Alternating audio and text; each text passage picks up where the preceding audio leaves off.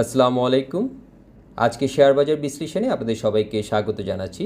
তো আজকের আলোচনার বিষয়গুলো আমরা একটু দেখে নেই। ডিএসইএক্স টেকনিক্যাল আপডেট, ডিএসইএক্স এবং ডিএস30 রিলেটিভ স্ট্রেংথটা আমরা দেখব। সেক্টর হেলথ এবং মার্কেট লিডারশিপে কারা রয়েছে সেটা দেখার চেষ্টা করব।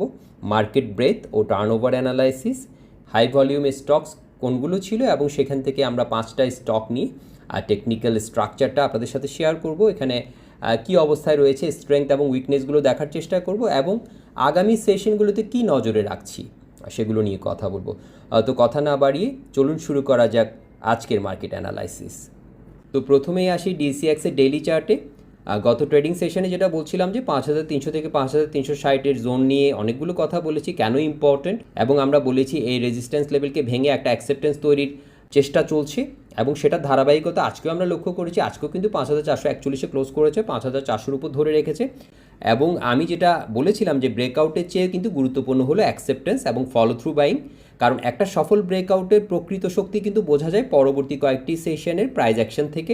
তবে হায়ার টাইম ফ্রেমে যেটা বলছিলাম যে উইকলি টাইম ফ্রেমে আমরা যেটা দেখেছি একটা ডিসেন্ডিং চ্যানেল এবং 5500 থেকে 5550-এর যে জোন নিয়ে কথা বলেছিলাম সেটা কিন্তু আমাদের জন্য খুব ইম্পর্ট্যান্ট একটা এরিয়া। তাই আগামী কয়েকটি সেশন বাজারের জন্য অত্যন্ত গুরুত্বপূর্ণ হতে যাচ্ছে। আর আমরা যদি খেয়াল করি, আমরা কিন্তু দেখতে পাচ্ছি বর্তমানে ডিএসইএক্সের পারফরমেন্স ডিএস30-র তুলনায় উল্লেখযোগ্যভাবে এগিয়ে রয়েছে। এটা ইঙ্গিত দিচ্ছে যে বাজারের অংশগ্রহণ এখন শুধু লার্জ ক্যাপ স্টকের মধ্যেই সীমাবদ্ধ নেই, বরং ব্রডার মার্কেটেও স্ট্রেংথ ছড়িয়ে পড়েছে, যা সামগ্রিক মার্কেট হেলথের জন্য একটা ইতিবাচক বার্তা। আর আমরা যদি সেক্টর হেলথ অ্যানালাইসিস করি, আমরা দেখতে পাচ্ছি ইন্স্যুরেন্স কিন্তু এখনও লিডারশিপ ধরে রেখেছে, পাশাপাশি টেক্সটাইল এবং ইঞ্জিনিয়ারিং সেক্টরে কিন্তু শক্তিশালী অবস্থানে রয়েছে আমরা দেখতে পাচ্ছি। অন্যদিকে ফার্মাসিউটিক্যাল সেক্টর দীর্ঘদিনের দুর্বলতার পর ধীরে ধীরে রিকভারির কিছু প্রাথমিক ইঙ্গিত দিচ্ছে। তাই আগামী কয়েকটি সেশনে এই সেক্টরের উপর আমরা বিশেষ নজর রাখব। এবার আসি মার্কেট ব্রেথ এবং টার্নওভারে। আমরা দেখেছি আজকে কিন্তু অ্যাডভান্সের ছিল 242টি কোম্পানি, 92টি ডিক্লাইনে ছিল আর 49 আনচেঞ্জড অবস্থায় ছিল, এবং আজকে টার্নওভার 847 কোটি টাকার মতো টার্নওভার আমরা দেখতে পেয়েছি। তো সবচেয়ে গুরুত্বপূর্ণ বিষয় হলো মার্কেট ব্রেথ এখনও কিন্তু বুলের পক্ষেই রয়েছে, অর্থাৎ র্যালি শুধুমাত্র কয়েকটি লার্জ ক্যাপ স্টকের উপর নির্ভর করছে না, বরং ব্রডার মার্কেট পার্টিসিপেশন এখনও শক্তিশালী অবস্থানে রয়েছে।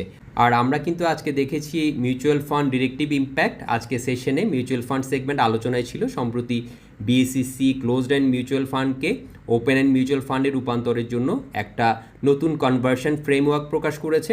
এই ফ্রেমওয়ার্ক অনুযায়ী কনভার্সনের জন্য ইউনিট হোল্ডারদের কমপক্ষে 75% সমর্থন প্রয়োজন।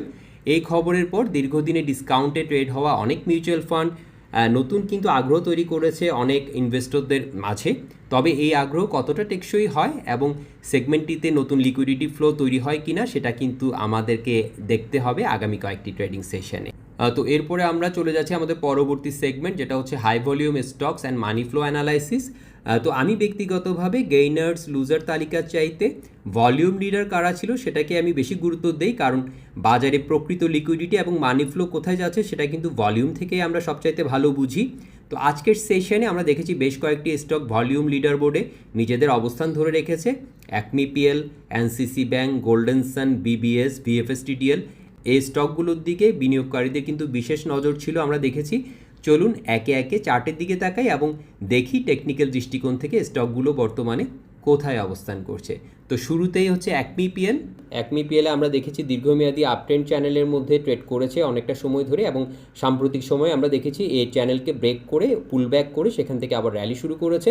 এখন কিন্তু গুরুত্বপূর্ণ সাপোর্ট হচ্ছে 2440 থেকে 25 যে লেভেলটা, সেটা একটা গুরুত্বপূর্ণ সাপোর্ট জোন। আর উপরে রেজিস্ট্যান্স এরিয়া হিসেবে আমরা দেখতে পাচ্ছি 28 এবং 30 দুটো লেভেল আমাদের জন্য ইম্পর্টেন্ট, দুটো কি লেভেল।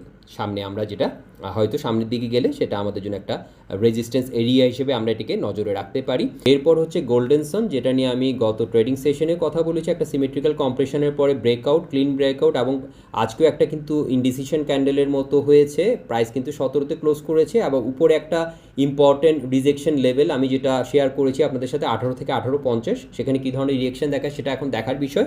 ভলিউম অনুযায়ী কিন্তু এখন আজকে যেটা হচ্ছে যে একটা রিজেকশন আমরা দেখতে পাচ্ছি, এখানে কিছুটা প্রফিট টেক হওয়ার একটা সম্ভাবনার ইঙ্গিত দিচ্ছে। আর আরেকটা বিষয় আমার চোখে লেগেছে, যেটা হচ্ছে যে একটা নেগেটিভ ডাইভারজেন্স হয়তো এখানে তৈরি হতে পারে। আরএসআইতে আমরা একটু খেয়াল রাখতে পারি এই জায়গাটা কি হচ্ছে না হচ্ছে। এরপর হচ্ছে এনসিসি ব্যাংক, যেটা নিয়ে আমি গত ট্রেডিং সেশনে কথা বলেছি, একটা কনসলিডেশনের মধ্যে রয়েছে, বলেছিলাম হেলদি কনসলিডেশন লক্ষ্য করা যাচ্ছে। আমরা যেটা দেখতে পাচ্ছি একটা ইম্পর্টেন্ট লেভেলের উপরে রয়েছে, প্রাইস আজকে 15.40-এ ক্লোজ করেছে। তো এখন এইখানে যদি ধরে রাখতে পারে 15-র উপরে, 15 থেকে 15, 15.5 লেভেলে যদি ধরে রাখতে পারে, পরবর্তীতে আমাদের জন্য ইম্পর্টেন্ট একটা লেভেল 16 থেকে 16.40-এর লেভেলটা আমাদের জন্য ইম্পর্টেন্ট হবে, এবং এরপরে আরেকটা লেভেল আমাদের জন্য ইম্পর্টেন্ট হবে সামনে, সেটা হচ্ছে 17.30 থেকে 17.40-এর যে লেভেলটা। আর যদি কোনো কারণে এটা যদি ব্রেক করে ফেলে 15 লেভেল, তাহলে সেই ক্ষেত্রে কিন্তু 14.80 থেকে 14.20-এর এই জায়গায় পর্যন্ত হয়তো আসার একটা সম্ভাবনা রয়েছে। তো এখন দেখা যাক যে এখানে আসলে ধরে রাখতে পারছি কি না, সেটা আমাদেরকে দেখতে হবে। এরপর হচ্ছে বিবিএস, বাংলাদেশ বিল্ডিং সিস্টেম, এটা নিয়েও কিন্তু কথা বলেছি। হায়ার হাই এবং হায়ার লো স্ট্রাকচারটা ধরে রেখেছে, তবে 15 রিজেকশনটা, যেটা গত দিনও বলছিলাম যে 15 রিজেকশনটা আমাদের এদিকে খেয়াল রাখতে হবে। যদি 15 লেভেলকে ভেঙে দাঁড়াতে পারে, সেক্ষেত্রে আমরা দেখতে পাচ্ছি যে 18.80 থেকে 19-এর লেভেলটা আমাদের জন্য ইম্পর্টেন্ট হতে পারে। এখনও কিন্তু স্ট্রাকচার অনেক স্ট্রং আমরা দেখতে পাচ্ছি, মোমেন্টামও কিন্তু ভালো দেখা যাচ্ছে।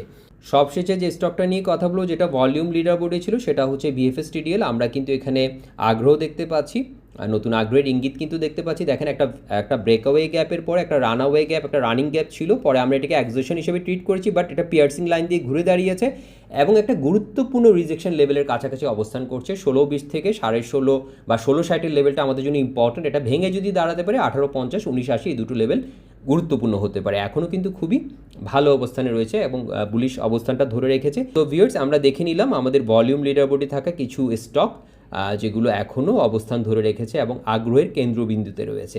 তো আগামী সেশনগুলোতে আমাদের জন্য ইম্পর্টেন্ট হবে 5,500 থেকে 5,550-এর যে রেজিস্ট্যান্স জোনের কথা বলেছি, সেটার দিকে আমাদের নজর রাখতে হবে।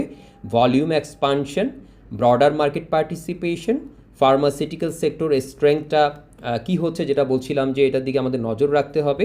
মিউচুয়াল ফান্ড সেগমেন্টের রিয়াকশনটা আমরা খেয়াল করব, যেটা বলছিলাম কয়েকটা ট্রেডিং সেশনে আমাদের খেয়ালে রাখতে হবে সেটা। আর হচ্ছে ফলো থ্রু বাইং। তো আজকের সেশন থেকে কয়েকটি গুরুত্বপূর্ণ বিষয় স্পষ্টভাবে উঠে এসেছে। প্রথমটা হচ্ছে ডিসিএক্স ব্রেকআউটের পরে অ্যাকসেপ্টেন্স ধরে রাখতে সক্ষম হয়েছে, আমরা যেটা এখন পর্যন্ত দেখতে পাচ্ছি। মার্কেট ব্রেথ এখনও ইতিবাচক অবস্থানে রয়েছে, ব্রডার মার্কেট পার্টিসিপেশন অব্যাহত রয়েছে এবং ইন্স্যুরেন্স, টেক্সটাইল এবং ইঞ্জিনিয়ারিং সেক্টর মার্কেট লিডারশিপ ধরে রেখেছে। ফার্মাসিউটিক্যাল সেক্টরেও ধীরে ধীরে স্ট্রেংথ ফিরে আসার একটা ইঙ্গিত আমরা দেখতে পাচ্ছি। তবে হায়ার টাইম ফ্রেমে 5,500 এবং 5,550 জন এখন একটা গুরুত্বপূর্ণ রেজিস্ট্যান্স এরিয়া, যেটা বলছিলাম।